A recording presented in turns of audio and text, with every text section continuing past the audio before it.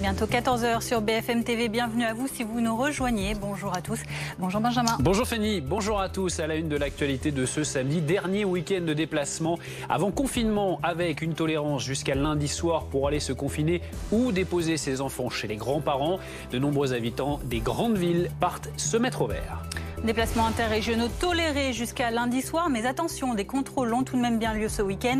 6600 policiers et gendarmes sont notamment déployés en région parisienne. Particulièrement surveillés le port du masque, le respect des gestes barrières, les rassemblements de personnes ou encore l'interdiction de vendre ou de consommer de l'alcool dans l'espace public. Après 24 heures de cafouillage, le gouvernement a finalement autorisé les assistantes maternelles à accueillir les enfants, mais le ministère veut inciter les parents à n'y avoir recours qu'en cas d'absolue nécessité. Retour sur les couacs en série des derniers jours avec Anne-Sora Dubois. À la une également cette polémique à Poitiers. La maire écologiste souhaite que l'aérien ne fasse plus partie des rêves d'enfants. Conséquence, elle a annoncé en conseil municipal sa volonté de supprimer les subventions au sport mécanique.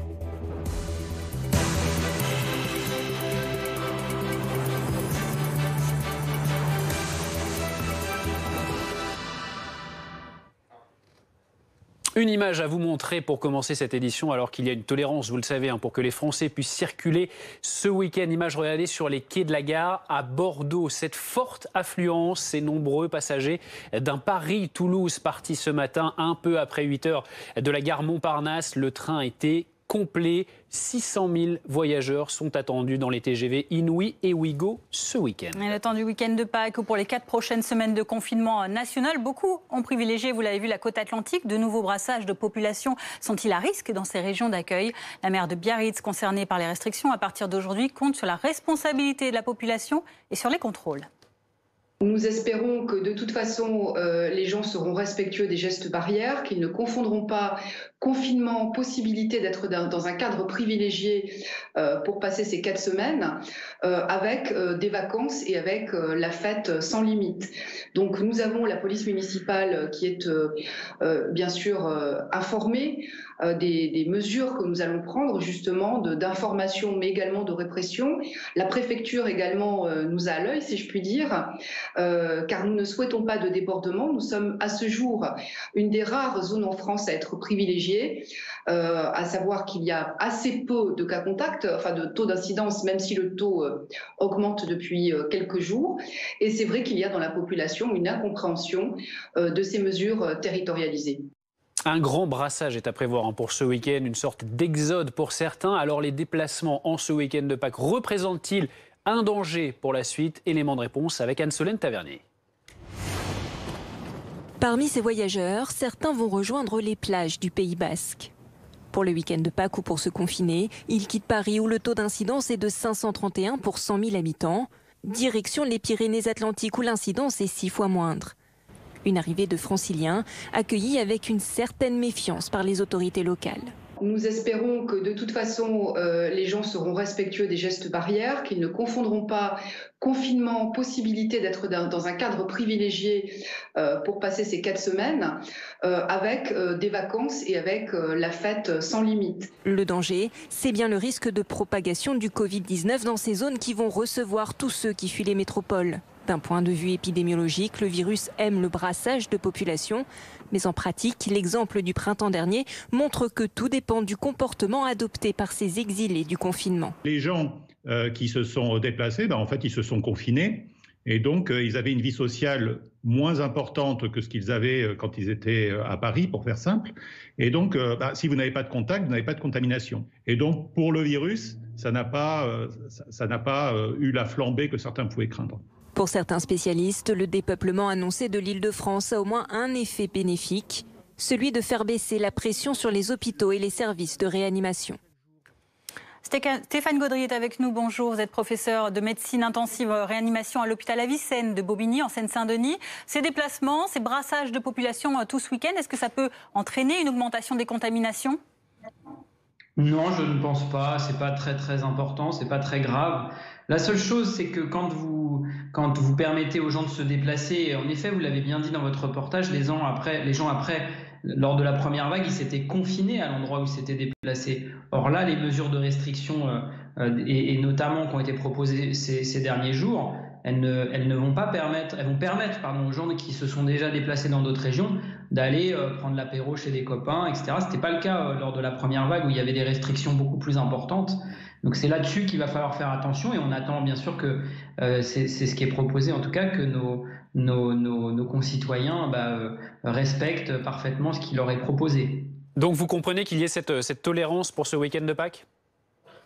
Oui, écoutez, moi c'est pas ça qui m'embête le plus, hein. C'est-à-dire que le fait que les gens partent dans d'autres régions pour aller se confiner, pourquoi pas, hein, s'ils en ont les moyens et qu'ils ont des résidences secondaires, c'est très bien. Mais le problème, c'est que si on part dans une autre région pour aller faire la fête avec des copains et voilà, télétravailler, mais également faire la fête et avoir plus d'interactions sociales, là, ça pose un vrai problème. Mais ça, c'est un problème plus général, pas que lié aux gens qui vont voyager ce week-end.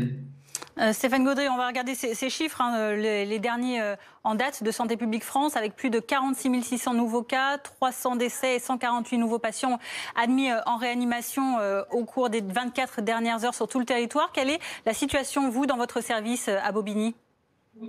Alors moi je travaille à Bobigny et puis je signale aussi que je travaille à Bondy, à l'hôpital Jean Verdier, où il y a en effet une réanimation d'ouverte également, où on prend en charge des patients. Et donc dans ces deux hôpitaux, la situation est très tendue, c'est-à-dire qu'il n'y a que très peu de places disponibles. On a ouvert beaucoup de lits, on est à notre capacité maximale et très souvent tous les lits sont pris. Et puis quelquefois, il y a un patient qui sort. Et donc, lits, concrètement, qu'on comprenne bien, ça représente combien de lits et combien vous en avez encore de libres ? L'équipe avec laquelle je travaille s'occupe de 38 lits de réanimation, mais il y a également 8 autres lits de réanimation dans l'hôpital, plus 6 lits d'intermédiaires qu'on appelle unité de surveillance continue, unité de surveillance intensive.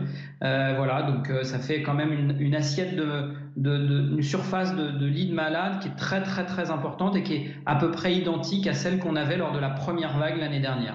Et alors on le sait, hein, il y a des mesures, notamment donc pour l'Île-de-France, pour la Seine-Saint-Denis. Pour l'instant, vous n'en voyez pas du tout les effets. Il n'y a pas de stagnation, de légère stagnation entre guillemets dans vos services.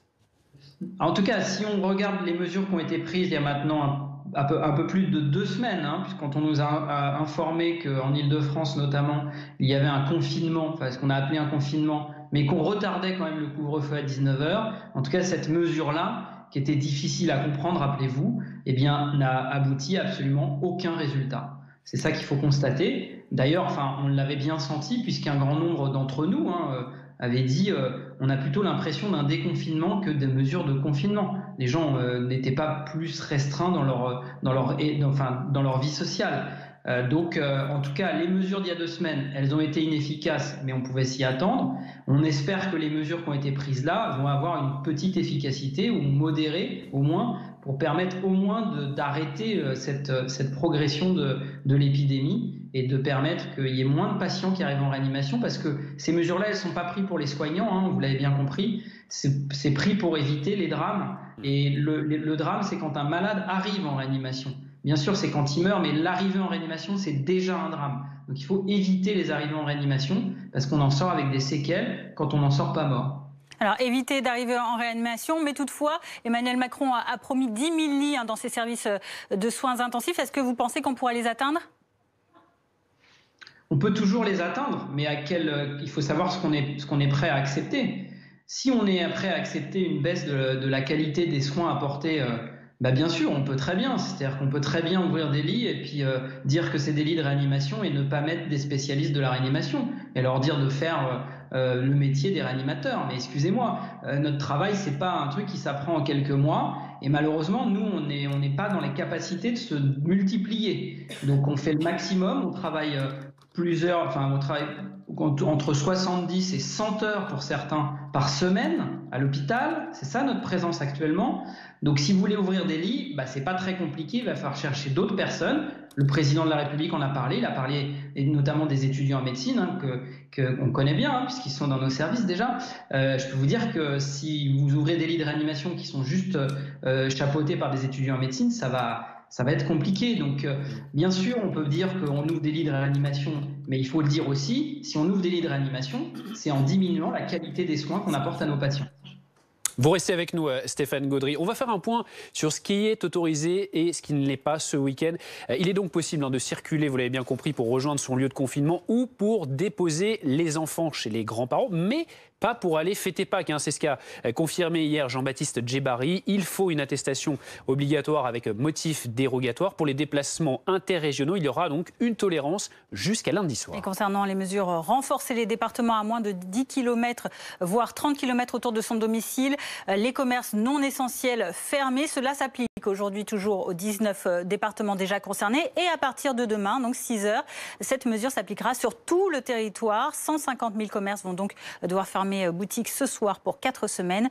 Image à Marseille, notamment, vous allez voir, où l'on s'est rué dans les magasins dits non essentiels qui vont devoir donc baisser le rideau dès 19h ce soir. Il y a du monde, effectivement, dans les rues de Marseille. Les contrôles portent donc essentiellement ce week-end sur le port du masque, la consommation interdite d'alcool sur la voie publique, les rassemblements qui ne doivent pas dépasser 6 personnes sur la voie publique et le respect du couvre-feu de 19h à 6h. Ça ne change pas. 6600 policiers et gendarmes sont mobilisés tout le week-end en région parisienne, donc pour veiller au respect de toutes ces mesures. Le confinement est souvent synonyme d'exode pour ceux qui ont la chance de pouvoir se le permettre, mais d'autres font le choix ou n'ont pas d'autre solution que de rester confinés chez eux, parfois en famille, et cela ne semble vraiment pas les déranger. Reportage auprès de familles franciliennes avec Clément Gauvin, Hilal El Aflahi et Marjorie Marcillac.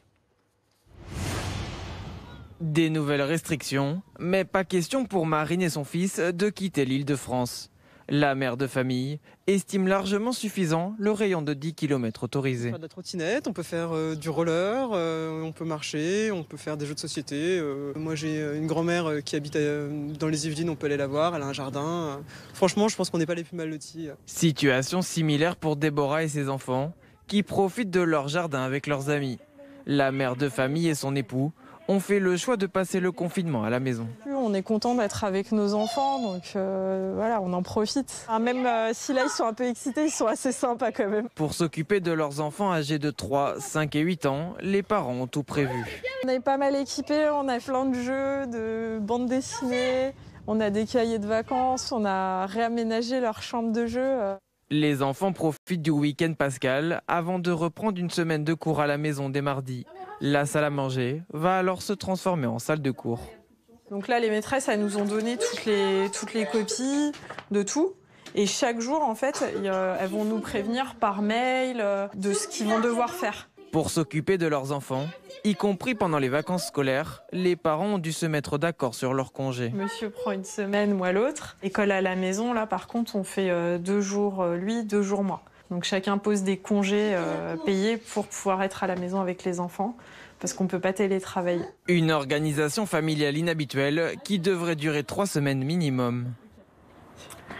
La culture en temps de Covid, le député La France Insoumise de la Somme, François Ruffin, est à Dieppe ce samedi pour participer à une manifestation en soutien au monde culturel. Citoyens dehors, c'est un appel lancé par le député Sébastien Jumel et le maire Nicolas Langlois. Bonjour François Ruffin, vous teniez à être là aujourd'hui pour soutenir le monde de la culture. Oui, le monde de la culture et puis même le monde des soignants qui sont à côté de moi. Vous savez, il y a d'autres solutions que la restriction permanente de liberté pour s'assurer de sa santé. Quand on sait que depuis 1 an, il n'y a pas eu un seul lit qui a été rajouté dans les hôpitaux de France, même qu'on a continué à en supprimer, qu'il n'y a pas eu un seul poste de réanimateur ajouté en 1 an. Donc voilà, il y a d'autres solutions. Et là, comme mon collègue Sébastien Jumel, l'ancien maire de Dieppe, et le maire de Dieppe actuel, Nicolas Langlois, avaient décidé de lancer une manifestation en extérieur, et on sait très bien que quand on est en extérieur, qu'on est masqué, il y a des tas de choses qui sont possibles sans que ça pose de difficultés sanitaires, et c'était démontré par le conseil scientifique. Et ben on pense que là il y a du graphe, il y a des concerts, il va y avoir un film qui va être projeté, entre autres sur les auxiliaires de vie sociale de Dieppe. Donc je pense que c'est nécessaire qu'il n'y ait pas un abandon de la joie. Moi j'ai reçu un mail par exemple dans ma boîte là qui me dit on avait une manifestation, parce que vous savez que les manifestations revendicatives sont encore toléré, et il y avait une fanfare à l'intérieur, et la préfecture a voulu interdire la fanfare parce que ça risquait de devenir joyeux, et donc ça risquait d'entraîner des débordements humains. Mais c'est justement ce qu'on veut maintenir. Il ne s'agit pas que la dépression s'empare du pays, il faut maintenir de la joie en responsabilité, mais il faut que la joie existe en responsabilité, quoi. François Ruffin, qu'est-ce que vous pensez de la stratégie du gouvernement pour faire face à cette épidémie, des dernières décisions notamment annoncées cette semaine par le chef de l'État? La quoi? La stratégie du gouvernement face à l'épidémie. Vous avez dit la quoi?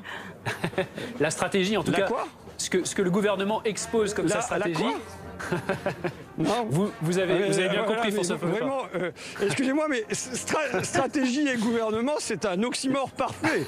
Depuis un an, c'est pas de la stratégie, c'est du zigzag, c'est on avance, on recule, on confine, on déconfine, on redéconfine, on couvre-feuise à 20h, on couvre-feuise à 18h, on reconfine. Enfin, c'est du grand n'importe quoi qui dure et sans aucune stratégie. C'est justement ce qu'on demandait, c'est qu'il y ait des étapes qui soient construites, notamment ne serait-ce que pour le vaccin.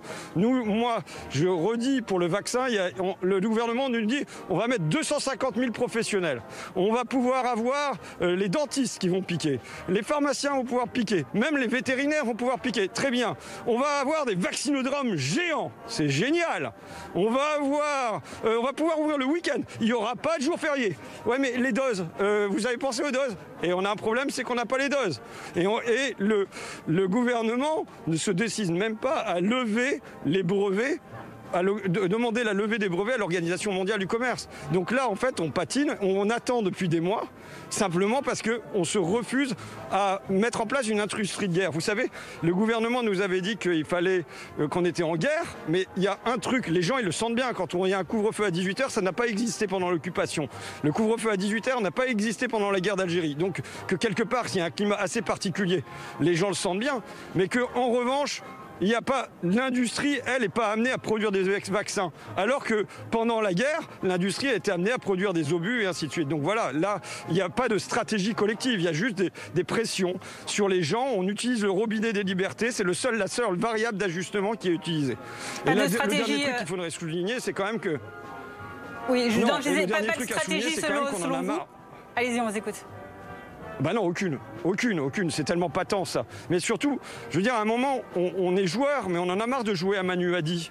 Manu a dit, on ferme les écoles. Manu a dit, on rouvre les écoles. Manu a dit, coucher à 18h. Manu a dit, pas plus de 6 à table. Manu a dit, pas de réveillon. Bon, et puis Manu, il dit, vous pourrez retourner un jour à la fac par semaine. Manu a dit, c'est bon, vous pouvez rouvrir les écoles. Il y a peut-être d'autres manières, dans un grand pays comme le nôtre, de gérer une crise sanitaire que par tous les pouvoirs rassemblés entre les mains d'un seul homme. Et voilà, la série de choses qu'on vient poser sur la table aujourd'hui en manifestant à Dieppe, c'est des lits pour les hôpitaux, c'est la culture doit pouvoir exister. D'autant plus qu'il était prouvé par le conseil scientifique que c'est un risque très peu élevé. Et bon, là, ils demandent 4 semaines de rab. Sans doute qu'on va les accorder, grosso modo, les 4 semaines de rab. Mais au mois de mai, pour moi, il s'agit que ce qui se passe à Dieppe se passe partout en France. Qu'on reprenne la rue, qu'on reprenne en respectant des règles, en y allant masqué pour pas postillonner sur tout le monde et pas se transmettre le Covid et pas surcharger les hôpitaux, bien sûr. Mais il s'agit qu'on reprenne de la joie, qu'il y ait un droit à la joie dans ce pays et qu'il n'y ait pas un devoir de dépression.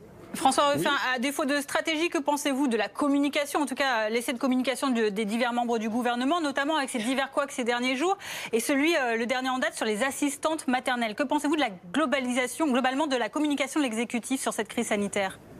Alors, je vais juste te dire, sur les assistantes maternelles, moi je les ai eues au téléphone ce matin parce que comme j'ai produit un rapport qui concernait entre autres les assistantes maternelles, et elles sont révoltées. Elles sont révoltées parce qu'en fait, on leur donne pas de règles. Et ça veut dire que si on ne donne pas de règles, il suffit qu'il y ait un parent on leur dit vous pouvez travailler si vous voulez, mais il suffit qu'il y ait un parent qui veuille placer son enfant chez une assistante maternelle, et c'est pas qu'elle peut travailler, c'est qu'elle doit travailler, qu'elle n'aura pas le choix et qu'elle devra travailler. Donc ce qu'elle me dit, c'est on doit encore se débrouiller tout seul, voilà, on est laissé à nous-mêmes. Mais on y est habitué, ça a été comme ça au premier confinement et c'est pareil aujourd'hui. Donc il y a des rapports qui sont parus par ailleurs, à la fois de la Fondation des femmes et même un rapport qui a été remis au ministère du Travail et qui dit que les personnes qui ont été en première ligne et que ce sont très massivement des femmes, auxiliaires de vie sociale, aides-soignantes, infirmières, assistantes maternelles et tout ça, ont été félicitées puis oubliées. Et aujourd'hui, on est dans l'oubli.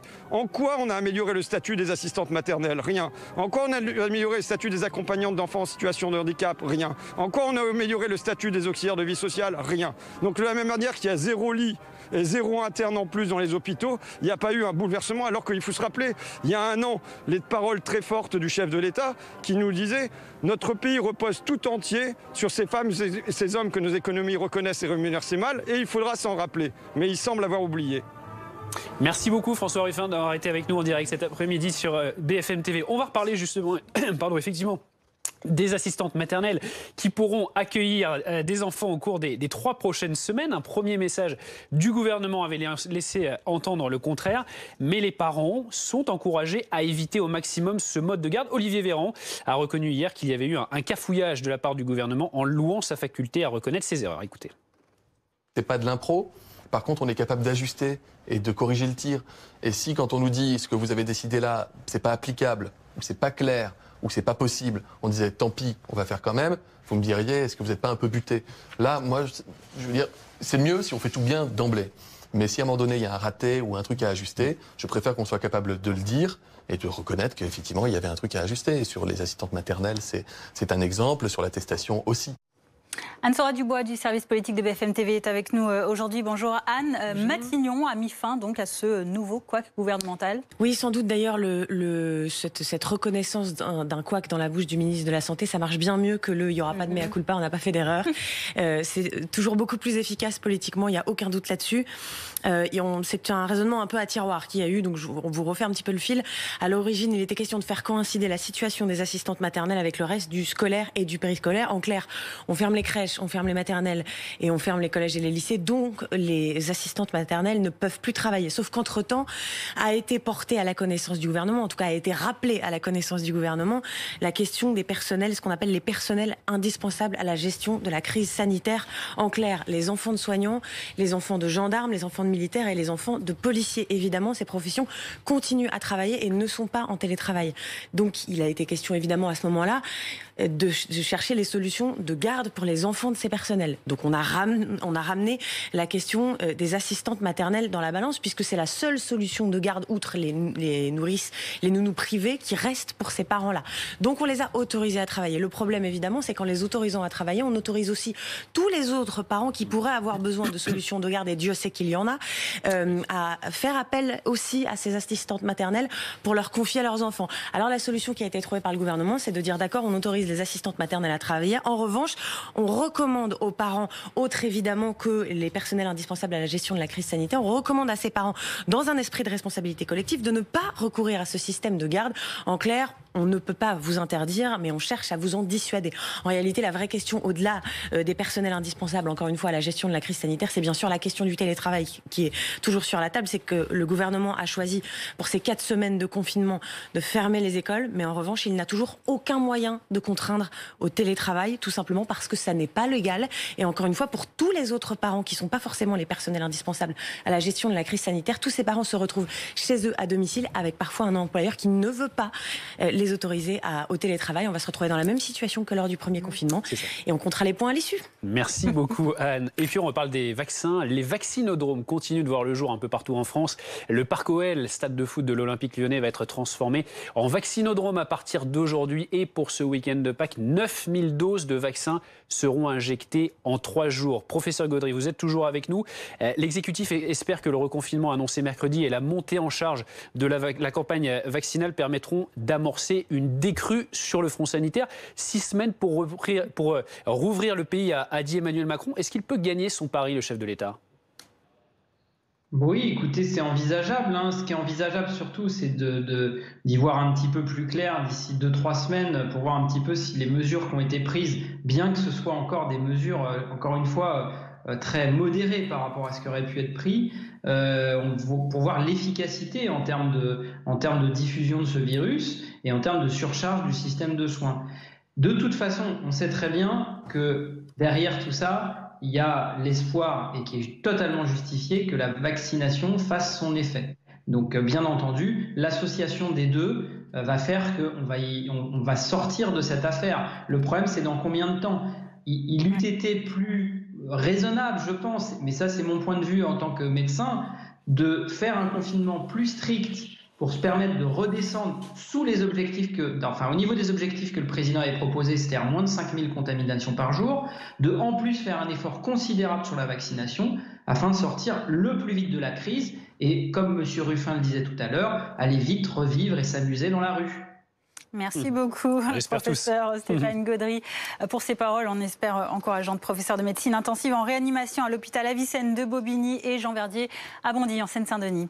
Chez nos voisins italiens, européens notamment, regardez, on a décidé en Italie de prolonger les restrictions. On retrouve notre correspondante à Rome, Blandine Hugonnet. L'Italie qui donne un nouveau tour de vis, notamment à l'occasion de ce week-end de Pâques. Tout le pays repasse en zone rouge.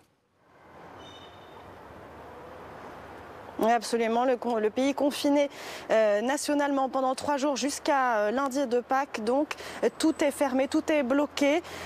Tous les commerces non essentiels sont bien sûr fermés. Les écoles, évidemment, bien sûr, pour ces jours fériés. Et puis, il est surtout interdit de sortir de chez soi, de circuler même entre les régions ou d'aller se rassembler dans un parc pour faire ou bien un pique-nique ou bien aller également sur les bords de mer. Tout ça est interdit. Il faut sortir avec son attestation. C'est obligatoire pour ces 3 jours de Pâques.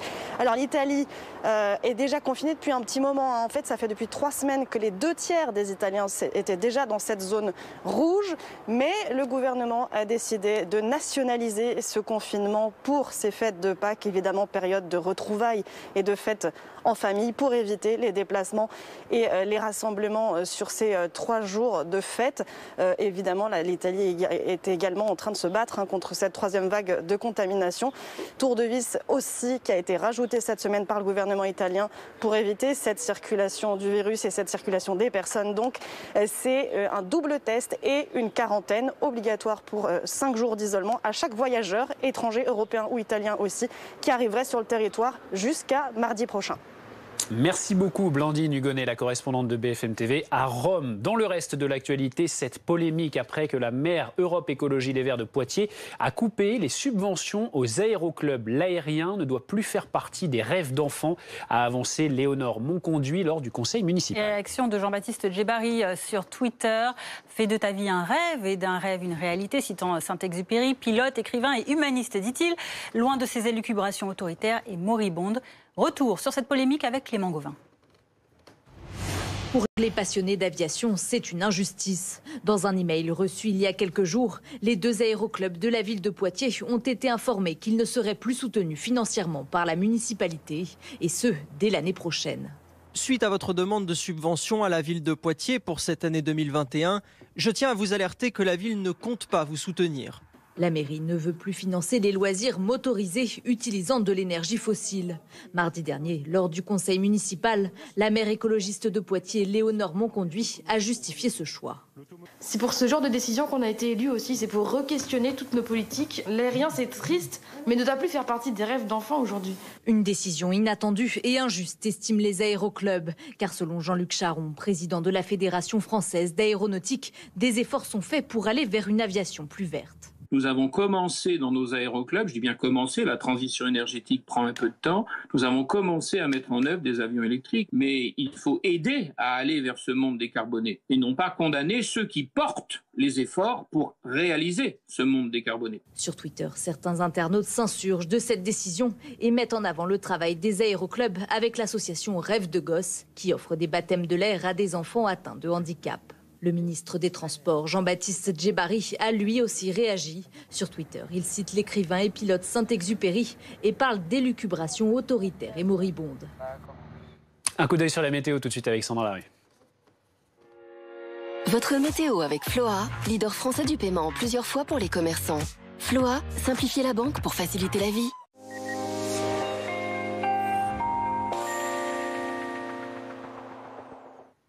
Et ça reste encore une belle journée ensoleillée sur quasiment tout le pays ce samedi. Les nuages de ce matin sur la région parisienne ont tendance à se morceler pour laisser place à davantage d'éclaircies. L'air est bien rafraîchi, 14 degrés pour cet après-midi. On découvre le programme pour ces prochaines heures, pour ce long week-end pascal. On va retrouver donc pour la journée de demain encore quelques nuages, mais essentiellement près de la Manche. Ces nuages qui seront même assez nombreux. Partout ailleurs, la matinée sera belle, ensoleillée. On aura quand même une petite averse possible sur les Alpes du Sud dans le courant de la matinée. Et dans le courant de l'après-midi, eh bien, le soleil devrait gagner l'ensemble du pays. Toujours ces nuages un petit peu plus nombreux sur les Alpes du Sud où ils pourront même être porteurs d'averses. Le vent sera sensible dans la vallée du Rhône, aux extrémités de la Corse, également sur l'ouest de la Corse plus précisément. Et un coup d'œil à vos températures. Dans un premier temps, demain matin, des valeurs assez basses localement. On attend moins 2 degrés à Aurillac, 0 à Reims, 1 degré à Strasbourg, 3 à Paris.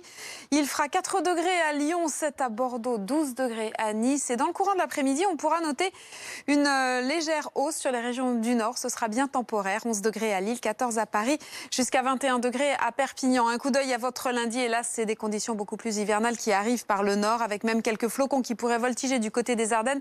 Les températures qui vont baisser. Dans un premier temps, le soleil se maintient sur une large moitié sud. Regardez les températures, 9 degrés. Au meilleur moment de la journée, ce sera pour Paris, encore 22 degrés sur le golfe du Lion.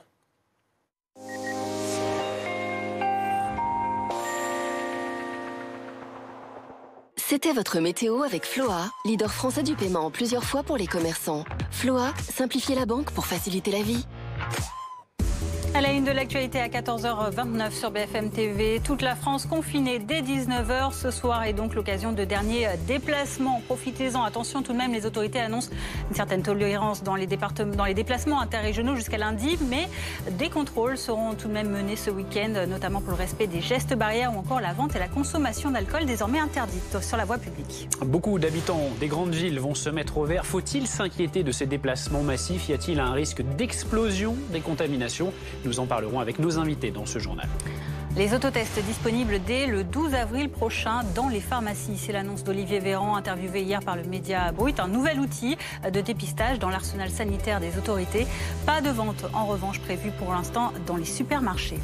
Et puis cette polémique à Poitiers. La maire Europe Écologie Les Verts a coupé les subventions aux aéroclubs. L'aérien ne doit plus faire partie des rêves d'enfants, a indiqué Léonore Monconduit, qui justifie sa décision par la lutte contre le réchauffement climatique.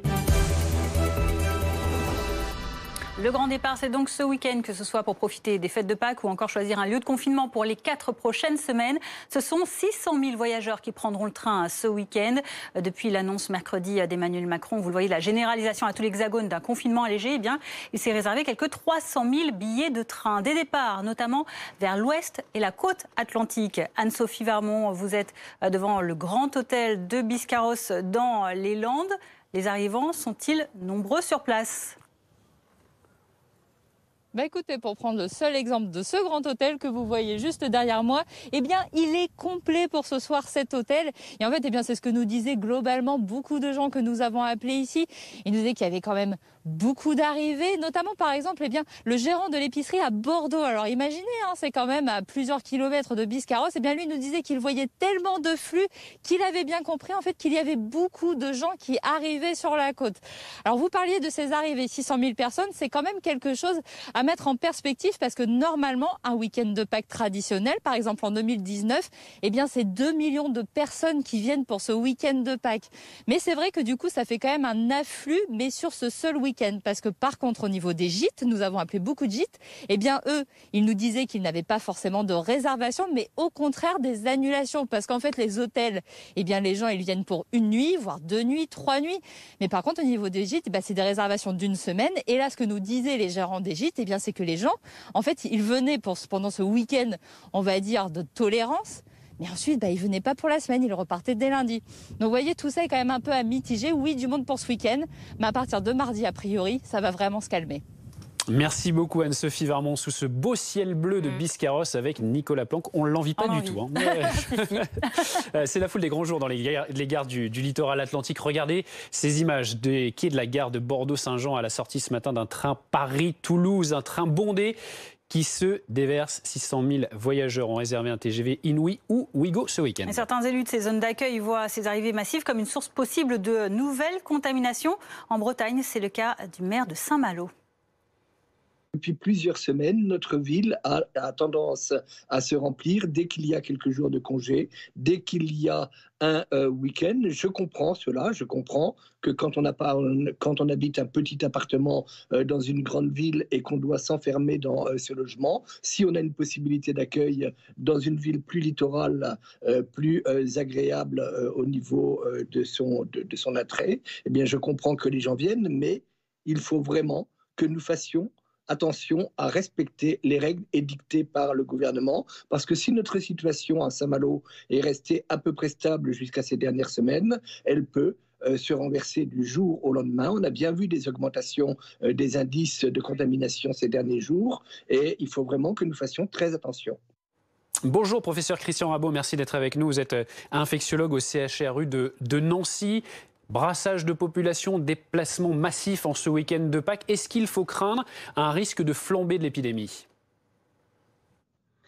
Alors, d'abord, bonjour. Je dirais que le risque de flambée, elle est là, hein, la flambée de l'épidémie. On voit que malgré les mesures qu'on a prises il y a maintenant une quinzaine de jours, les indices continuent à monter, donc on est encore sur une phase ascendante.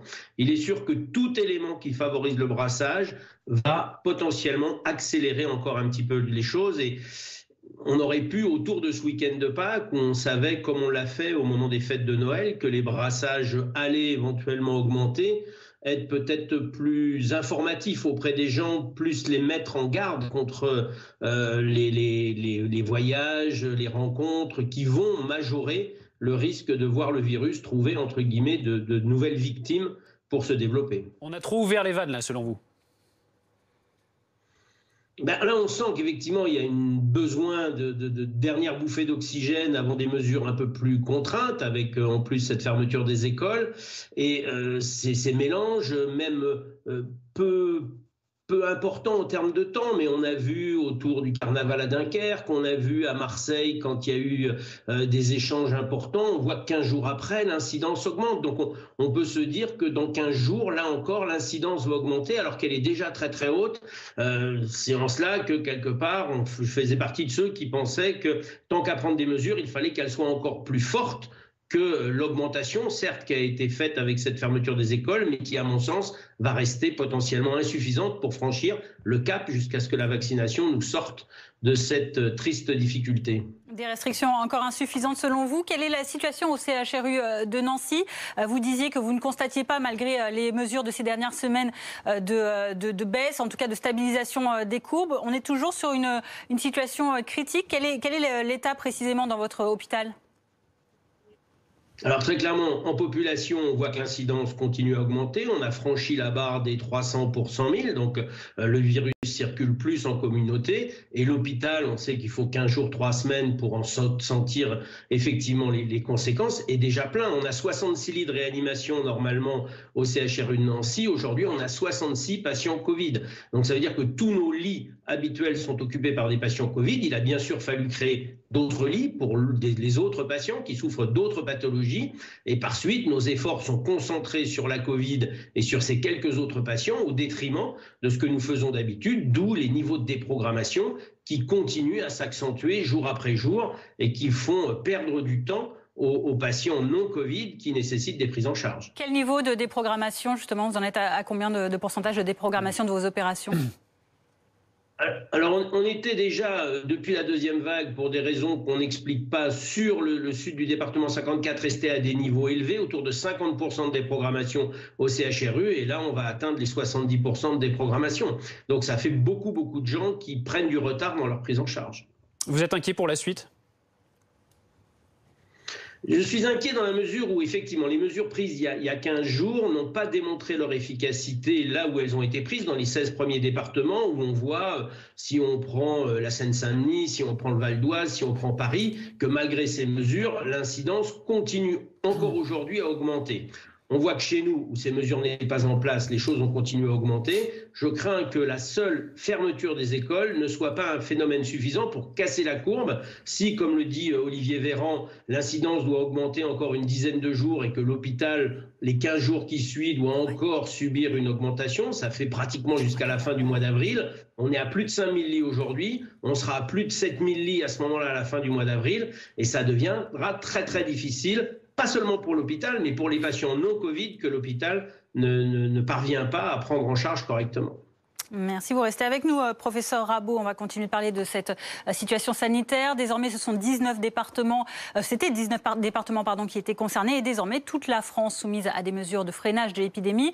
En théorie, fini les déplacements entre régions, mais les autorités, vous le savez, seront tolérantes jusqu'à lundi. En revanche, la règle des 10 ou 30 km de déplacement autorisés par attestation ou encore la fermeture des commerces de produits non essentiels s'étend à tout le territoire dès 6 h demain. En attendant, à Marseille, qui découvrira ces mesures dans quelques heures, les habitants se ruent dans les boutiques. On essaie de les faire avant que tout ferme et profiter un maximum. On cherche des nouveaux habits, je sais pas, on essaie de s'habiller comme on peut pour le confinement encore. Il y a un petit peu de monde, c'est normal, on espère toujours acheter pour essayer, c'est plus facile que sur Internet. On en profite un petit peu avec toutes les nouvelles restrictions qui nous tombent sur le dos. Voilà, donc avant fermeture des boutiques, on a un petit peu besoin de printemps, de renouveau. Donc c'est pour ça qu'on est là. Voilà. Avec ce beau soleil de Marseille, on en profite au maximum. Et les forces de l'ordre sont mobilisées pour faire respecter les mesures de freinage en région parisienne. Ce sont 6600 policiers et gendarmes qui sont déployés ce week-end. Une certaine tolérance sera de mise pour ce dernier week-end d'ajustement, mais pourront être sanctionnés. Là-dessus, il y aura vraiment pas de moyen de négocier les rassemblements de plus de 6 personnes sur la voie publique ou encore la vente à emporter et la consommation d'alcool dans l'espace public, désormais donc interdit sur tout le territoire. Gouvernement, le grand flou, nouvel épisode après des heures de cafouillage. C'est finalement acté. Oui, les assistantes maternelles pourront bien continuer à garder les enfants chez elles ces 3 prochaines semaines, même si les autorités le déconseillent. Le point sur ces derniers arbitrages avec Jordan Ray, Joao Alencar et Sarah Durand. Guillaume Apsy est père de jumeaux de 2 ans. Pour pouvoir travailler, il les fait garder par une assistante maternelle.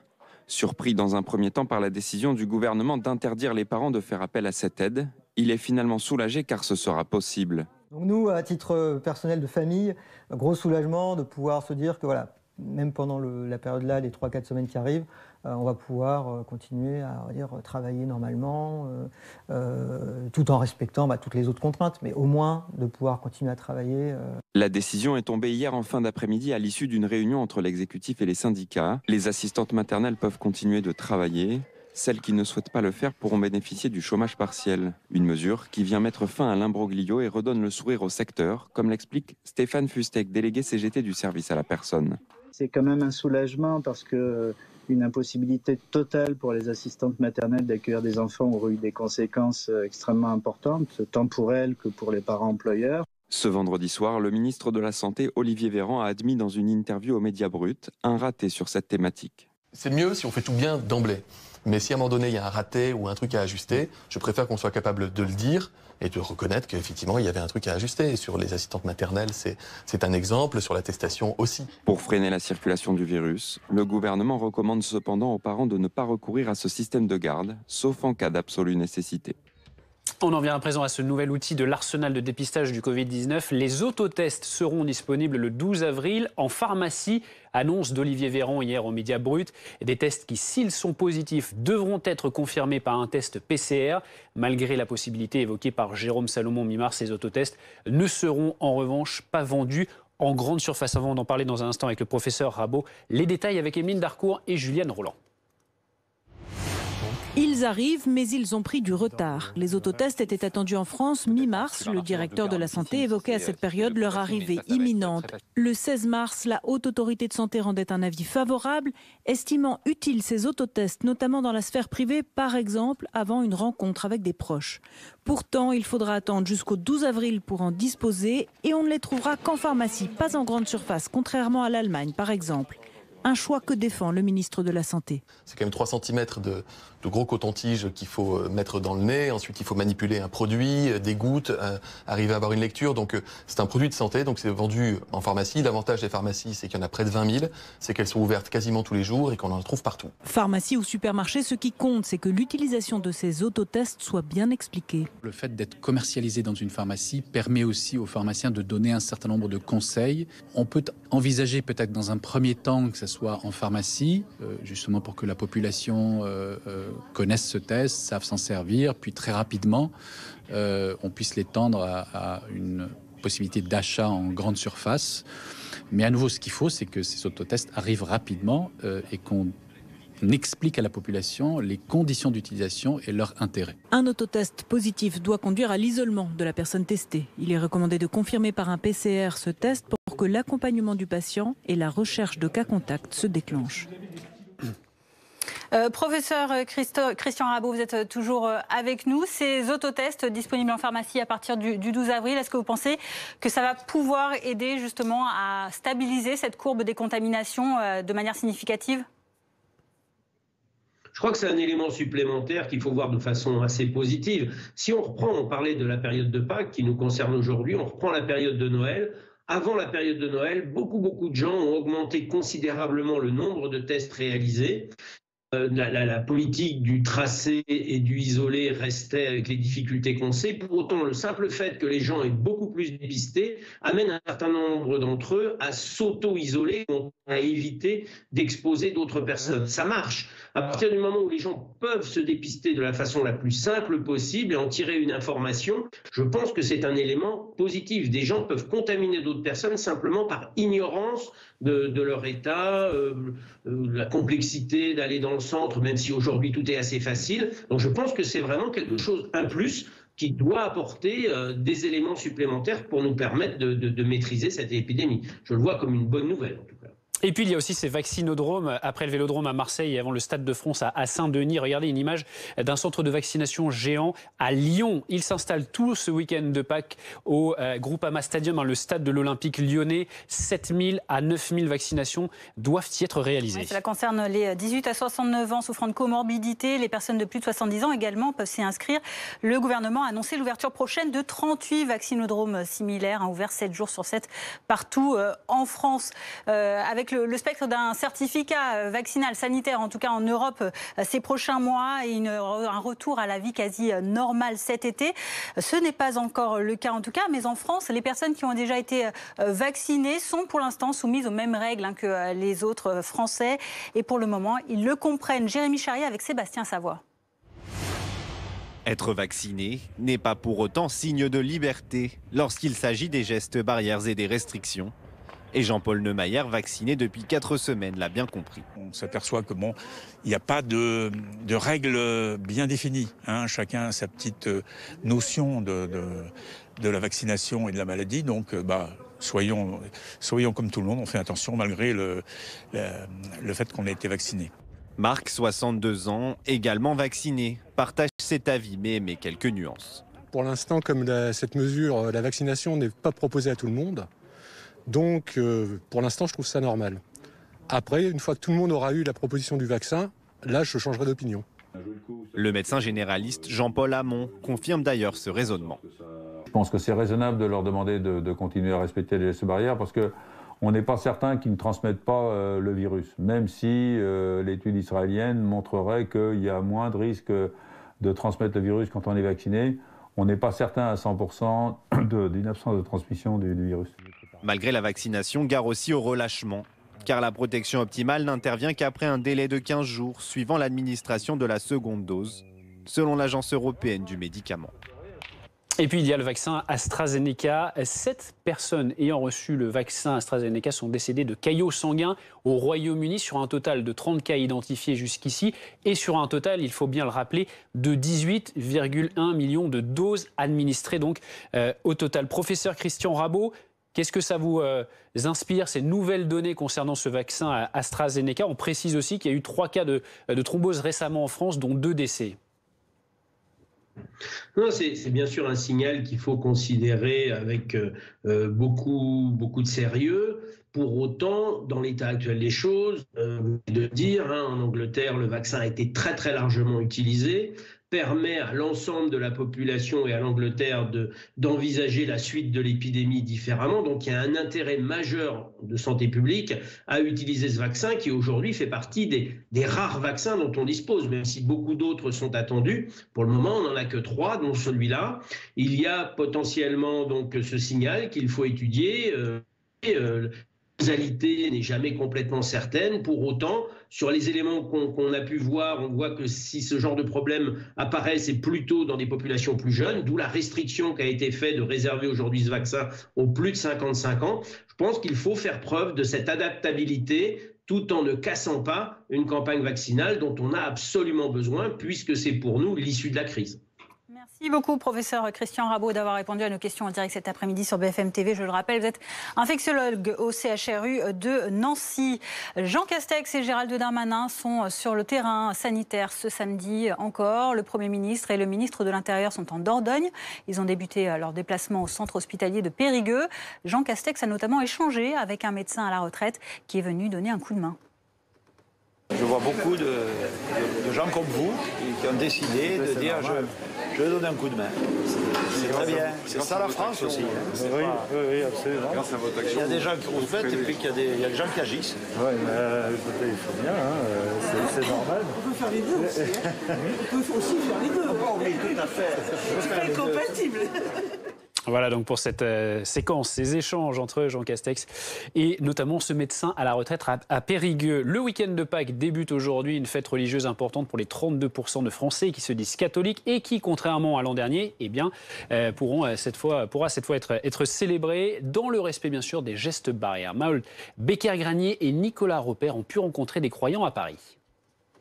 Ce week-end de Pâques aura une saveur particulière pour Eva. Cette étudiante de 24 ans montre un carton d'invitation. Dimanche 4 avril 2021 à 7h du matin. Avec 4 autres adultes, elle sera baptisée dans une cérémonie normalement organisée le soir.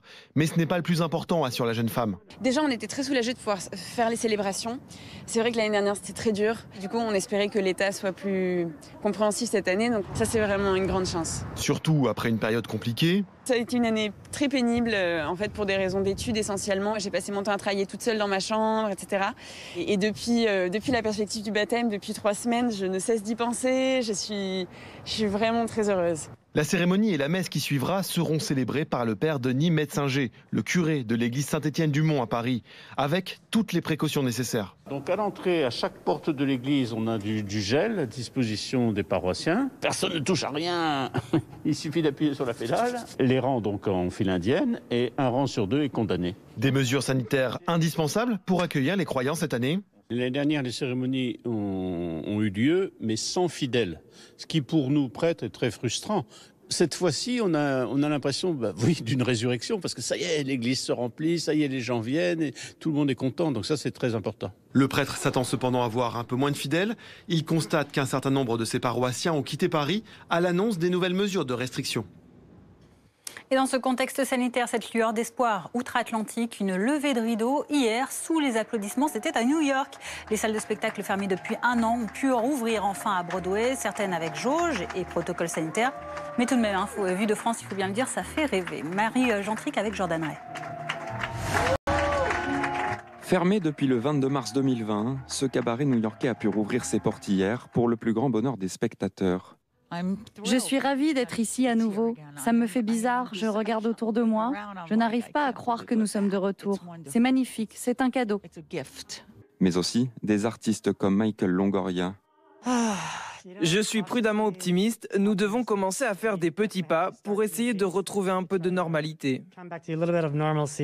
Depuis le 2 avril à New York, les salles de spectacle ont le droit d'ouvrir à 33% de leur capacité, avec un maximum de 100 personnes en intérieur et 150 en extérieur. Une bonne nouvelle pour le secteur, comme l'explique le gérant de cette salle de spectacle, Daniel Dunlow. Nous avons pris les mesures nécessaires pour que tout le monde soit en sécurité et pour pouvoir assurer au public l'expérience qu'ils attendent. Donner un cachet aux artistes qui n'en ont pas eu depuis 1 an et donner aux techniciens, travailleurs artistiques, ingénieurs du son, régisseurs lumière, le travail qu'ils méritent. Cette autre salle de spectacle, transformée en magasin pendant la crise, a décidé, elle, d'attendre encore un peu pour rouvrir, comme l'explique la propriétaire Camby Crew. Pourquoi se précipiter? Nous parlons de quelques semaines. Il faut juste attendre quelques semaines et tout le monde sera vacciné. À ce moment-là, nous pourrons revoir les restrictions et les suivre pour rouvrir. Cette salle de spectacle espère rouvrir d'ici 1 mois pour le premier week-end de mai. Dans le reste de l'actualité, cette polémique à Poitiers après que la maire Europe Écologie Les Verts a coupé les subventions au sport mécanique et notamment aux aéroclubs. Lors du conseil municipal, Léonore Monconduit a déclaré « L'aérien ne doit plus faire partie des rêves d'enfants ». Anaïs Krouz, vous êtes à l'aérodrome de Biard, à côté de Poitiers. Quelles sont les réactions sur place, Anaïs ?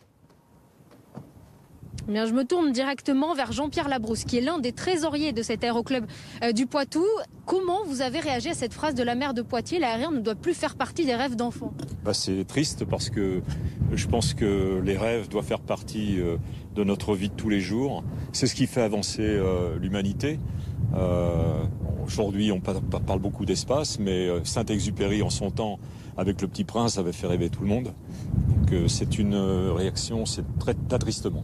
Dans cet aéroclub, il y a une section avion motorisé, mais aussi une section planeur. On le voit juste derrière nous. Donc, il y a un aspect aussi écologique. C'est un sport qui est totalement écologique, puisqu'il ne requiert absolument pas de moteur. Il ne requiert que les courants ascendants et qui nous permettent de faire des centaines de kilomètres. Vous êtes trésorier, donc vous avez un regard sur les comptes, finalement, la gestion de l'aéroclub. Quelle est la part de cette subvention et comment ça va impacter votre aéroclub ? La section de vol en planeur requiert du matériel qui doit être contrôlé, qui doit être, en sécurité en permanence, qui requiert bien sûr un coût de fonctionnement important. Et cette subvention nous permet de garder ces machines en état de vol dans les meilleures conditions de sécurité. Ça va avoir des conséquences sur les jeunes aussi ? Alors je pense que on va souffrir. Mais il n'est absolument pas question de laisser les jeunes, puisque notre culture, c'est vraiment d'amener les jeunes à réaliser leurs rêves et à passer leur brevet de pilote.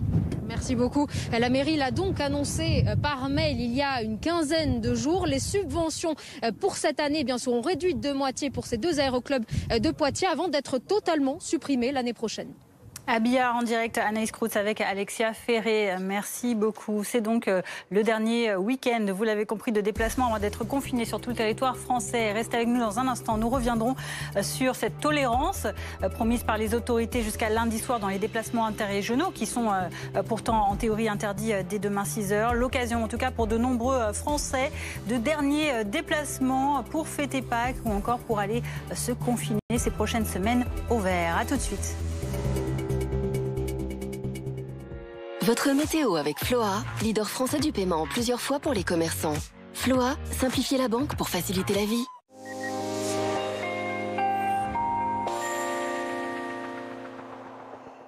Et c'est un beau samedi ensoleillé encore sur la majeure partie du pays, comme ici sur le littoral méditerranéen, sur le port de Sanary. De très belles éclaircies, une température de 18 degrés. Un coup d'œil à ce qui va se passer par la suite. Alors déjà, ce samedi, on avait quand même déjà ce matin pas mal de nuages sur les régions situées plus au nord. Ils ont quand même tendance à se morceler un petit peu, on le voit bien sur cette animation, pour laisser place à quelques éclaircies. Demain matin, les nuages vont rester assez nombreux près de la Manche. Partout ailleurs, on aura quand même une très belle matinée ensoleillée. Davantage de passages nuageux, mais vraiment 3 fois rien sur l'extrême sud-est, sur la Corse également.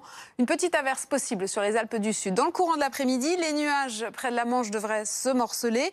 On va conserver des nuages un petit peu plus nombreux, porteurs d'averses sur les Alpes du Sud. Partout ailleurs, l'après-midi sera belle, dans une ambiance évidemment bien rafraîchie après cette douceur exceptionnelle de cette semaine. C'est de l'air plus frais progressivement qui arrive, mais c'est vrai que demain, on aura quand même une petite hausse temporaire dans l'après-midi. Le matin, les valeurs seront en baisse partout. Moins 2 degrés à Aurillac, on attend 0 à Reims, 1 degré à Strasbourg, 2 degrés à Grenoble, il en fera 3 à Paris, 5 à Brest, 5 à Lille, 8 à Marseille, jusqu'à 12 degrés à Nice. Et donc dans le courant de l'après-midi, ça devrait sur les régions du Nord progressivement remonter un petit peu. 11 degrés à Lille, seulement 14 à Paris, il fera encore 21 degrés du côté de Perpignan. Et puis lundi, ce sont des conditions quasiment hivernales qui arrivent sur les régions du Nord avec cette dégradation et cet air beaucoup plus frais également. On pourrait même voir pouvoir voltiger. Quelques flocons sur les Ardennes. La moitié sud conservera encore un temps ensoleillé. Regardez les températures, 9 degrés à Paris, plus que 5 à Lille, encore 22 degrés sur le golfe du Lion. Et puis ensuite, mardi, des averses sous forme de neige pourraient voltiger sur un bon quart nord-est du pays, du soleil et du vent en Méditerranée, de températures qui baissent nettement. Et mercredi sera une journée exceptionnellement froide pour la saison, mais progressivement, les conditions anticycloniques reviennent, mais les températures vont rester basses.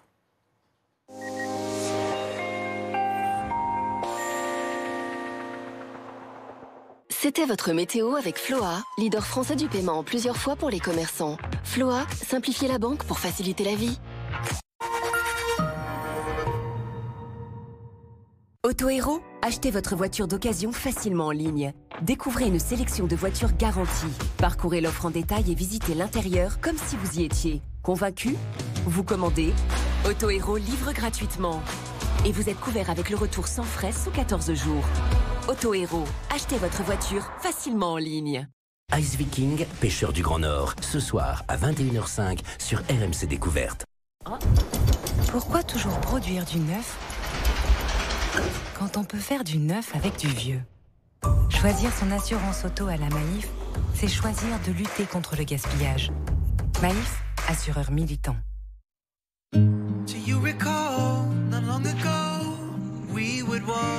Parce que les protéger aujourd'hui, c'est aussi protéger leur avenir. Toute la gamme Volvo est disponible en hybride rechargeable.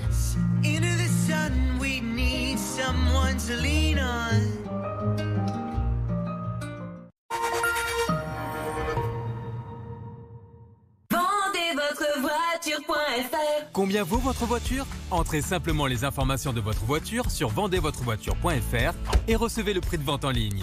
Vraiment facile, rapide et sûr, je recommande sans hésiter. Pour la reprise, prenez un rendez-vous sûr et sans contact. Allez maintenant sur www.vendezvotrevoiture.fr.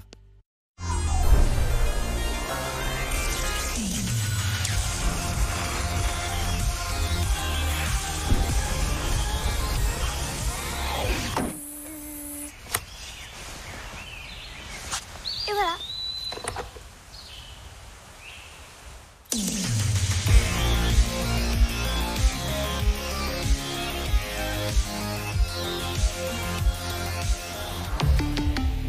Volkswagen.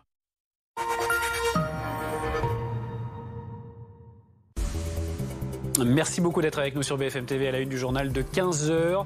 Dernier week-end de déplacement avant confinement avec une tolérance jusqu'à lundi soir pour aller se confiner ou déposer ses enfants chez les grands-parents.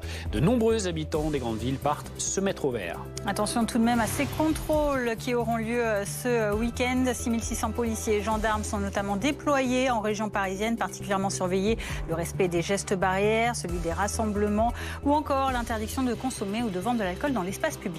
Après 24 heures de cafouillage, le gouvernement a finalement autorisé les assistantes maternelles à accueillir les enfants, mais le ministère veut inciter les parents à n'y avoir recours qu'en cas d'absolue nécessité. Retour sur ce couac dans un instant avec Anne-Sora Dubois. Un sommaire également cette polémique à Poitiers. La maire écologiste souhaite que l'aérien ne fasse plus partie des rêves d'enfants. Conséquence, elle a annoncé en conseil municipal sa volonté de supprimer les subventions au sport mécanique.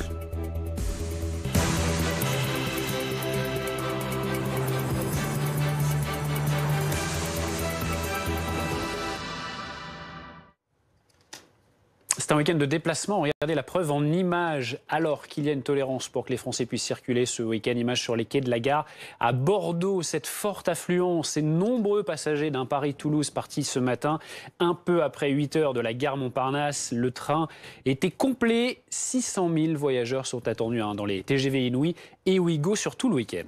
Le maître mot de ce week-end, c'est donc tolérance. Les Français peuvent circuler jusqu'à lundi soir pour rejoindre le lieu où ils resteront confinés ces prochaines semaines ou bien encore déposer leurs enfants chez les grands-parents. C'est donc le dernier week-end avant le confinement. Maëva Lamy, Philippine David, Thomas Herman, Alizé Boissin avec Antoine Delcourt. Gare Montparnasse ce matin, les voyageurs commencent à arriver. Pour eux, pas question de rester à Paris le temps du confinement. Je rentre chez mes parents parce que je suis professeur des écoles et du coup je suis en distance la semaine prochaine et après j'ai 2 semaines de vacances, donc je préfère les passer à Bordeaux plutôt que dans mon petit 14 mètres carrés parisien toute seule. Beaucoup en profitent car une tolérance est en vigueur ce week-end pour toute personne qui part se confiner ou qui amène ses enfants chez des proches. C'est le cas de Jérôme qui va déposer sa fille chez ses grands-parents à Nantes. On l'a déjà fait pendant le premier confinement et voilà, c'est plus facile s'il y a quelqu'un pour s'occuper d'elle en permanence plutôt que nous qui ne sommes pas dispo à cause du télétravail. Interdit en revanche de profiter de cette tolérance pour partir en week-end, une règle pas vraiment respectée. Exemple à Honfleur où les réservations de dernière minute se sont multipliées. On est pour ce week-end sur un taux d'occupation d'environ 90%. Donc on a eu à peu près 43 réservations juste pour ce week-end. Même constat dans cet hôtel ouvert jusqu'à lundi où afflue une clientèle bien précise. Nous, notre clientèle, c'est entre 70% et 80% de personnes, de clients qui résident en Île-de-France. Le terme tolérance a engendré un peu cette réaction de dire un dernier moment avec une bouffée d'oxygène, il fait beau, on a envie d'en profiter. Un exode toutefois relativisé. Environ 600 000 voyageurs sont attendus dans les gares ce week-end. C'est moitié moins que pour un week-end de Pâques traditionnel. Et pour ce week-end de Pâques, beaucoup ont privilégié la côte atlantique. De nouveaux brassages de population à risque pour ces régions d'accueil. La maire de Biarritz, concernée par les restrictions à partir d'aujourd'hui, compte sur la responsabilité de la population et sur les contrôles. Nous espérons que de toute façon, les gens seront respectueux des gestes barrières, qu'ils ne confondront pas confinement, possibilité d'être dans un cadre privilégié pour passer ces 4 semaines, avec des vacances et avec la fête sans limite. Donc nous avons la police municipale qui est bien sûr informée des mesures que nous allons prendre justement d'information mais également de répression. La préfecture également nous a à l'œil, si je puis dire, car nous ne souhaitons pas de débordement. Nous sommes à ce jour une des rares zones en France à être privilégiée, à savoir qu'il y a assez peu de cas contacts, de taux d'incidence, même si le taux augmente depuis quelques jours. Et c'est vrai qu'il y a dans la population une incompréhension de ces mesures territorialisées. Un grand brassage ce week-end, une sorte d'exode pour certains. Ces déplacements ce week-end de Pâques représentent-ils un danger pour la suite? Élément de réponse avec Anne-Solène Tavernier. Parmi ces voyageurs, certains vont rejoindre les plages du Pays Basque. Pour le week-end de Pâques ou pour se confiner, ils quittent Paris où le taux d'incidence est de 599 pour 100 000 habitants. Direction les Pyrénées-Atlantiques où l'incidence est quasiment 6 fois moindre. Une arrivée de franciliens accueillie avec une certaine méfiance par les autorités locales. Nous espérons que de toute façon, les gens seront respectueux des gestes barrières, qu'ils ne confondront pas confinement, possibilité d'être dans un cadre privilégié pour passer ces 4 semaines, avec des vacances et avec la fête sans limite. La crainte, c'est bien le risque de propagation du Covid-19 dans ces zones qui vont recevoir tous ceux qui fuient les métropoles. D'un point de vue épidémiologique, le virus aime le brassage de population, mais en pratique, l'exemple du printemps dernier montre que tout dépend du comportement adopté par ces exilés du confinement. Les gens qui se sont déplacés, en fait, ils se sont confinés et donc ils avaient une vie sociale moins importante que ce qu'ils avaient quand ils étaient à Paris, pour faire simple. Et donc, si vous n'avez pas de contact, vous n'avez pas de contamination. Et donc, pour le virus, ça n'a pas eu la flambée que certains pouvaient craindre. Pour certains spécialistes, le dépeuplement annoncé de l'Île-de-France a au moins un effet bénéfique, celui de faire baisser la pression sur les hôpitaux et les services de réanimation. Stéphane Gaudry est avec nous, bonjour. Vous êtes professeur de médecine intensive réanimation à l'hôpital Avicenne de Bobigny en Seine-Saint-Denis. Ces déplacements, ces brassages de population tout ce week-end, est-ce que ça peut entraîner une augmentation des contaminations ? Non, je ne pense pas. C'est pas très important, c'est pas très grave. La seule chose, c'est que quand vous permettez aux gens de se déplacer, et en effet, vous l'avez bien dit dans votre reportage, les gens après, lors de la première vague, ils s'étaient confinés à l'endroit où ils s'étaient déplacés. Or là, les mesures de restriction, et notamment qui ont été proposées ces derniers jours, elles vont permettre aux gens qui se sont déjà déplacés dans d'autres régions d'aller prendre l'apéro chez des copains, etc. Ce n'était pas le cas lors de la première vague où il y avait des restrictions beaucoup plus importantes. Donc c'est là-dessus qu'il va falloir faire attention et on attend bien sûr que c'est ce qui est proposé, en tout cas que nos concitoyens respectent parfaitement ce qui leur est proposé. Donc vous comprenez qu'il y ait cette tolérance pour ce week-end de Pâques ? Oui, écoutez, moi c'est pas ça qui m'embête le plus, hein. C'est-à-dire que le fait que les gens partent dans d'autres régions pour aller se confiner, bah pourquoi pas, hein, s'ils en ont les moyens et qu'ils ont des résidences secondaires, c'est très bien. Mais le problème, c'est que si on part dans une autre région pour aller faire la fête avec des copains et voilà, télétravailler, mais également faire la fête et avoir plus d'interactions sociales, là, ça pose un vrai problème. Mais ça, c'est un problème plus général, pas que lié aux gens qui vont voyager ce week-end. Avec nous en plateau, Caroline Dieudonné, journaliste au service santé à BFM TV. Bonjour. On va faire avec vous un point sur les derniers chiffres et surtout sur cette situation dans les hôpitaux. Oui, avec actuellement, on va le voir, plus de 28 000 patients qui sont toujours hospitalisés et plus de 5 200 qui se trouvent actuellement en soins critiques, notamment en service de réanimation. Et ce qui est important de regarder aussi, eh bien, c'est ce chiffre de nouvelles admissions en moyenne sur la semaine. On va voir tout de suite le détail dans les courbes au niveau national, puisque vous voyez qu'on est à plus de 1900 patients par jour en moyenne qui entrent à l'hôpital et un peu plus de 440 environ qui entrent chaque jour dans les services de réanimation. Hier, ils étaient 505. Si on regarde la situation en Île-de-France à présent, puisque c'est l'une des régions où effectivement la tension est la plus forte, vous voyez que ce nombre de patients en soins critiques, c'est la courbe rouge, continue d'augmenter. Actuellement, on est sur une moyenne de 140 patients par jour et qui entrent à l'hôpital environ 1000. Il y en a actuellement 1600 qui sont en soins critiques et donc qui entrent à l'hôpital. Vous voyez qu'on est toujours également sur un niveau très élevé. Tout ça dans un contexte en fait où le nombre de contaminations au niveau national est élevé aussi et en augmentation. On est autour de 37 000 avec toujours des fortes disparités en fonction des territoires, même si ça augmente globalement puisque par exemple dans la Creuse, on est à un taux d'incidence qui est de 55 cas pour 100 000 habitants, mais par exemple dans le Val d'Oise, on est à environ 830. Là, vous voyez cette courbe des cas positifs et ces taux d'incidence avec une moyenne sur le territoire national qui est aux alentours de 400, donc qui est extrêmement élevé. Et on sait qu'avec le décalage, eh bien, il y a un certain nombre de cas positifs qui pourraient se retrouver donc en soins critiques, notamment dans les services de réanimation. Et ça implique des déprogrammations dans un certain nombre de régions.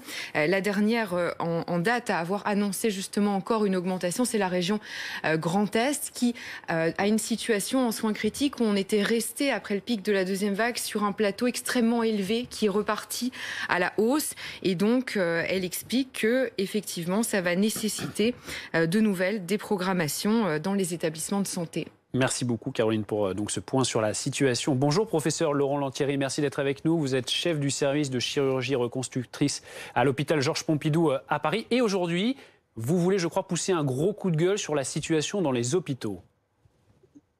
Un gros coup de gueule, c'est surtout que en fait, on fait déjà du tri. Quand on annonce qu'il faut déprogrammer pour ne pas faire de tri demain, on fait déjà du tri aujourd'hui. Le fait de ne pas programmer des interventions, ce ne sont pas des déprogrammations, hein. Les patients déprogrammés aujourd'hui, ce sont les morts de demain. Il faut être extrêmement précautionneux. Alors, ça fait plusieurs semaines qu'on a baissé l'activité. Hein, ça fait 5-6 semaines qu'on est à moins 20%. Depuis 15 jours, on est à moins 40%. Et dans les semaines qui viennent, on va être moins 80%. Et à ce rythme-là, il y a des interventions qui ont un pronostic vital, peut-être pas à court terme, mais à long terme, qui ne sont pas faites. Lors du premier confinement, moi j'ai des patientes, je fais beaucoup de chirurgie préventive du cancer du sein, des patientes à qui on enlève le sein et le reconstruit dans le même temps pour pas qu'elles aient le cancer. J'en ai plusieurs que je n'ai pas pu opérer et qui ont développé un cancer dans les 6 mois entre le moment où je n'ai pas pu les opérer et le moment où je les ai opérés. Et ça, ça nous inquiète beaucoup. Demain, qu'est-ce qu'on va faire de toute cette épidémie de patients qui vont nous arriver avec des pathologies plus graves? Parce qu'aujourd'hui, vous en êtes à quel taux de déprogrammation dans votre centre hospitalier et quelles conséquences ça aurait si, comme Olivier Véran l'a dit, eh bien, on arrivait à 80% de déprogrammation prochainement et il y aurait combien de personnes qui resteraient sur le carreau de malades graves, notamment de cancer, comme vous le disiez? Ce qu'il faut voir ce que ça représente, c'est-à-dire que quand vous voulez ouvrir un lit de réanimation, il faut fermer 2 blocs. Pourquoi? Parce que c'est 24 heures. Si vous prenez tous les moyens du bloc opératoire pour les mettre en réanimation, parce qu'on n'a pas assez de moyens globalement, eh bien vous fermez 2 blocs. Donc vous mettez un patient pendant 15 jours dans une réanimation. Pendant ces 15 jours, c'est 2 blocs pendant lesquels vous n'opérez pas, entre 2 et 5 patients par jour. Donc c'est une quantité très importante pour un patient que vous n'opérez pas, pour un bloc, pour un lit de réanimation que vous ne faites pas pendant 15 jours, c'est 150 patients que vous n'opérez pas. C'est cette dimension entre les deux qu'il faut bien voir. Ce n'est pas juste un transfert d'activité qu'on va pouvoir compenser, c'est des centaines de patients qui vont pouvoir être opérés. J'espère que la crise sera le plus court possible et qu'on va pouvoir le récupérer. On a malgré tout des craintes. On sait que ça. Et puis, ce n'est pas le premier. On a eu novembre où on a quand même arrêté. On était à moins 50% pendant 3 semaines. Et puis, il y a eu l'année dernière, au mois de mai, où on était à moins 80% pendant 8 semaines. Et ça, on le paye. On va continuer à le payer. Il y avait donc déjà eu, vous le disiez, lors de la première vague, ces déprogrammations. Est-ce que vous diriez que finalement, on recommet les mêmes erreurs cette fois ? Je ne peux pas dire que ce sont des erreurs. C'est un fait. C'est incontournable. On est obligé de le faire parce que les patients arrivent. Ce qui pourrait être considéré comme une erreur, c'est de ne pas avoir prévu qu'on pourrait avoir une deuxième ou une troisième vague et de ne pas avoir amplifié les capacités en réanimation pour pouvoir recevoir. Mais même en amplifiant les capacités de réanimation, personne ne souhaite être en réanimation. Quand vous rentrez en réanimation, certes, les traitements se sont améliorés, mais vous avez quand même un peu moins d'une chance sur 3 de mourir. Donc, ce n'est pas vraiment la solution d'augmenter uniquement les lits de réanimation et de transférer l'activité. Tout ce qu'on espère, c'est qu'on va pouvoir avoir très rapidement les quantités de vaccins qui vont nous permettre de soulager la population, à la fois de pouvoir les traiter pour d'autres pathologies et à la fois de pouvoir se libérer tous. Tous les départements français sont en passe de passer sous confinement allégé ces prochaines heures. Que pensez-vous de manière générale de la stratégie du gouvernement pour lutter contre l'épidémie ? C'est très difficile. À partir du moment où on a pris la décision de ne pas confiner au mois de janvier et février, il n'y avait pas de logique de confiner même strictement aujourd'hui. L'incidence du virus est importante. Et donc la logique, c'est assez logique de dire, on va essayer de ménager la chèvre et le chou et de à la fois garder une certaine vie qui n'est pas uniquement une vie économique, qui est une vie sociale, et puis en même temps de pouvoir faire ce qu'il faut pour les hôpitaux pour qu'on puisse traiter le maximum de patients. En tant que soignant, je dirais il faut tout confiner, tout arrêter pour qu'on puisse traiter correctement. En tant que citoyen, en tant que père de famille avec des enfants qui sont jeunes, je dis que c'est très difficile de pouvoir maintenir ça éternellement. On entend les différents messages, votre message, les messages des soignants depuis plusieurs jours maintenant, avec notamment ces cris d'alarme. Est-ce que les hôpitaux vont pouvoir tenir avec pour l'instant ce qui est mis en place ? Si la situation ne s'aggrave pas beaucoup plus, c'est sûr qu'on va pouvoir tenir, on a toujours tenu. Mais là, les perspectives ne sont pas très réjouissantes. On voit une ascension, pour l'instant il n'y a pas vraiment de ralentissement.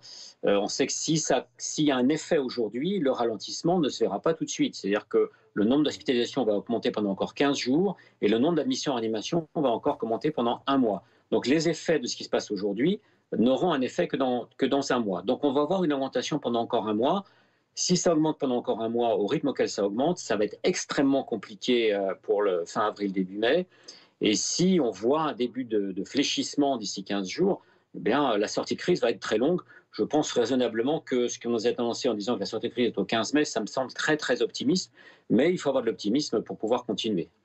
Merci beaucoup Laurent Lantieri d'avoir répondu à nos questions aujourd'hui. Je le rappelle, vous êtes le chef du service de chirurgie reconstructrice à l'hôpital Georges Pompidou à Paris. On en a parlé un peu plus tôt. Il est donc possible désormais de circuler pour rejoindre son lieu de confinement ou pour déposer ses enfants chez les grands-parents par exemple, mais pas pour aller fêter Pâques, a dit Jean-Baptiste Djebari. Il faut une attestation obligatoire avec motif dérogatoire pour les déplacements interrégionaux. Il y aura tout de même une tolérance jusqu'à lundi soir. Concernant les mesures renforcées, les déplacements à moins de 10 km, voire 30 km autour de son domicile et les commerces non essentiels fermés, cela s'applique toujours aujourd'hui aux 19 départements concernés. Et à partir de demain, vous le voyez, demain matin 6h, cette mesure s'appliquera sur tout le territoire. 150 000 commerces vont donc devoir fermer ce soir pour 4 semaines. Image à Marseille, regardez où l'on se rue dans ces magasins dits non essentiels, pour vous pouvoir faire les derniers achats avant que les boutiques ne ferment le rideau. Et dans ce délai, les contrôles sont effectués ce week-end. Ils portent essentiellement sur le port du masque, la consommation interdite d'alcool sur la voie publique ou sa vente, les rassemblements qui ne doivent pas dépasser 6 personnes sur la voie publique, le respect également du couvre-feu de 19h à 6h. Ce sont 6600 policiers et gendarmes qui sont notamment mobilisés tout le week-end en région parisienne. Des contrôles ont notamment eu lieu cet après-midi à Châtelet, dans le centre de Paris. Une réaction cet après-midi à la politique sanitaire mise en place par l'exécutif, celle du député La France Insoumise de la Somme, François Ruffin, qui est à Dieppe ce samedi notamment pour participer à une manifestation en soutien au monde culturel. Il en a profité pour évoquer la stratégie du gouvernement face à cette crise sanitaire. Il n'y a aucune stratégie, dit-il. La quoi ? Stratégie et gouvernement, c'est un oxymore parfait. Depuis un an, c'est pas de la stratégie, c'est du zigzag, c'est on avance, on recule, on confine, on déconfine, on redéconfine, on couvre-feuillise à 20h, on couvre-feuillise à 18h, on reconfine. Enfin, c'est du grand n'importe quoi qui dure et sans aucune stratégie. C'est justement ce qu'on demandait, c'est qu'il y ait des étapes qui soient construites, notamment ne serait-ce que pour le vaccin. Moi, je redis, pour le vaccin, le gouvernement nous dit on va mettre 250 000 professionnels. On va pouvoir avoir les dentistes qui vont piquer, les pharmaciens vont pouvoir piquer, même les vétérinaires vont pouvoir piquer. Très bien. On va avoir des vaccinodromes géants. C'est génial. On va pouvoir ouvrir le week-end. Il n'y aura pas de jour férié. Ouais, mais les doses, vous avez pensé aux doses ? Et on a un problème, c'est qu'on n'a pas les doses. Et le gouvernement ne se décide même pas à lever les brevets, demander la levée des brevets à l'Organisation mondiale du commerce. Priorité au direct, une image à vous montrer. Regardez, c'est Marlène Schiappa qui est en déplacement cet après-midi à l'église Saint-Sulpice à Paris. Vous le savez, on est le week-end de Pâques et elle vient notamment évoquer la sécurisation des lieux de culte qui peuvent donc rester ouverts cette année, contrairement à l'an dernier. Prise de parole normalement prévue aux alentours de 16h de Marlène Schiappa. On suivra tout ça. Nous reviendrons sur cette prise de parole. En attendant, on parle du sort des assistantes maternelles. On commence, ça y est, à y voir plus clair. Elles pourront en effet finalement accueillir les enfants au cours des 3 prochaines semaines. Un premier message du gouvernement avait laissé entendre le contraire, mais les parents sont encouragés tout de même à éviter au maximum ce mode de garde. Olivier Véran a reconnu hier qu'il y avait eu un cafouillage de la part du gouvernement en louant tout de même sa faculté à reconnaître ses erreurs. C'est pas de l'impro. Par contre, on est capable d'ajuster et de corriger le tir. Et si, quand on nous dit ce que vous avez décidé là, c'est pas applicable, ou c'est pas clair, ou c'est pas possible, on disait tant pis, on va faire quand même, vous me diriez, est-ce que vous n'êtes pas un peu buté? Là, moi, je veux dire, c'est mieux si on fait tout bien d'emblée. Mais si à un moment donné, il y a un raté ou un truc à ajuster, je préfère qu'on soit capable de le dire et de reconnaître qu'effectivement, il y avait un truc à ajuster. Et sur les assistantes maternelles, c'est un exemple, sur l'attestation aussi. Anne-Sora Dubois du service politique de BFM TV est avec nous aujourd'hui. Bonjour Anne. Bonjour. Matignon a mis fin donc à ce nouveau couac gouvernemental. Oui, sans doute d'ailleurs cette reconnaissance d'un couac dans la bouche du ministre de la Santé, ça marche bien mieux que il n'y aura pas de mea culpa, on n'a pas fait d'erreur. C'est toujours beaucoup plus efficace politiquement, il n'y a aucun doute là-dessus. C'est un raisonnement un peu à tiroir qu'il y a eu, donc on vous refait un petit peu le fil. À l'origine, il était question de faire coïncider la situation des assistantes maternelles avec le reste du scolaire et du périscolaire. En clair, on ferme les crèches, on ferme les maternelles et on ferme les collèges et les lycées, donc les assistantes maternelles ne peuvent plus travailler. Sauf qu'entre-temps, a été portée à la connaissance du gouvernement, en tout cas a été rappelée à la connaissance du gouvernement, la question des personnels, ce qu'on appelle les personnels indispensables à la gestion de la crise sanitaire. En clair, les enfants de soignants, les enfants de gendarmes, les enfants de militaires et les enfants de policiers. Évidemment, ces professions continuent à travailler et ne sont pas en télétravail. Donc il a été question évidemment à ce moment-là de chercher les solutions de garde pour les enfants de ces personnels. Donc on a ramené la question des assistantes maternelles dans la balance, puisque c'est la seule solution de garde, outre les nourrices, les nounous privées, qui restent pour ces parents-là. Donc on les a autorisés à travailler. Le problème évidemment, c'est qu'en les autorisant à travailler, on autorise aussi tous les autres parents qui pourraient avoir besoin de solutions de garde, et Dieu sait qu'il y en a, à faire appel aussi à ces assistantes maternelles pour leur confier à leurs enfants. Alors la solution qui a été trouvée par le gouvernement, c'est de dire d'accord, on autorise les assistantes maternelles à travailler. En revanche, on recommande aux parents, autres évidemment que les personnels indispensables à la gestion de la crise sanitaire, on recommande à ces parents, dans un esprit de responsabilité collective, de ne pas recourir à ce système de garde. En clair, on ne peut pas vous interdire, mais on cherche à vous en dissuader. En réalité, la vraie question, au-delà des personnels indispensables, encore une fois, à la gestion de la crise sanitaire, c'est bien sûr la question du télétravail qui est toujours sur la table. C'est que le gouvernement a choisi, pour ces 4 semaines de confinement, de fermer les écoles, mais en revanche, il n'a toujours aucun moyen de contraindre au télétravail, tout simplement parce que ça n'est pas légal. Et encore une fois, pour tous les autres parents qui ne sont pas forcément les personnels indispensables à la gestion de la crise sanitaire, tous ces parents se retrouvent chez eux à domicile avec parfois un employeur qui ne veut pas les autoriser au télétravail. On va se retrouver dans la même situation que lors du premier confinement et on comptera les points à l'issue.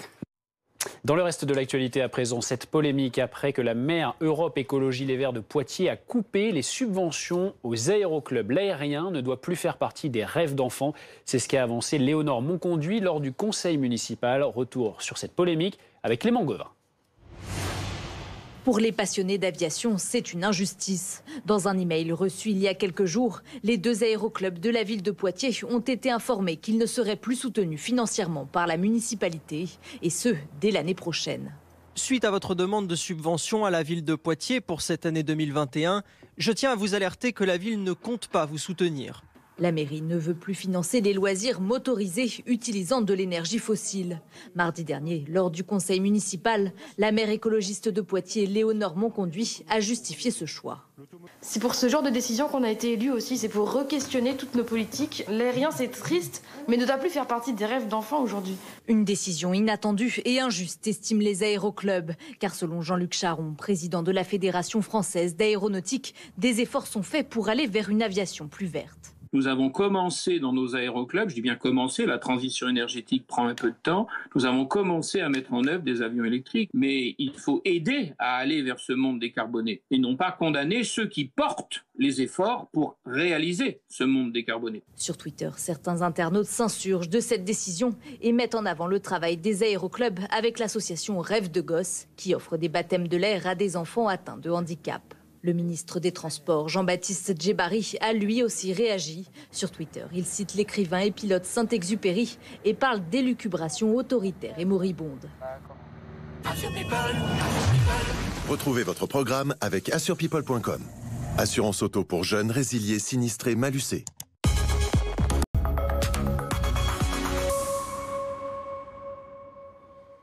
L'infotrafic et les déplacements interrégionaux qui sont tolérés ce week-end. Conséquence, vous le voyez au niveau national. Bison Futé a classé la journée de ce samedi orange dans le sens des départs et vert dans le sens des retours. Demain, en revanche, ce sera vert dans les 2 sens de circulation au niveau français national.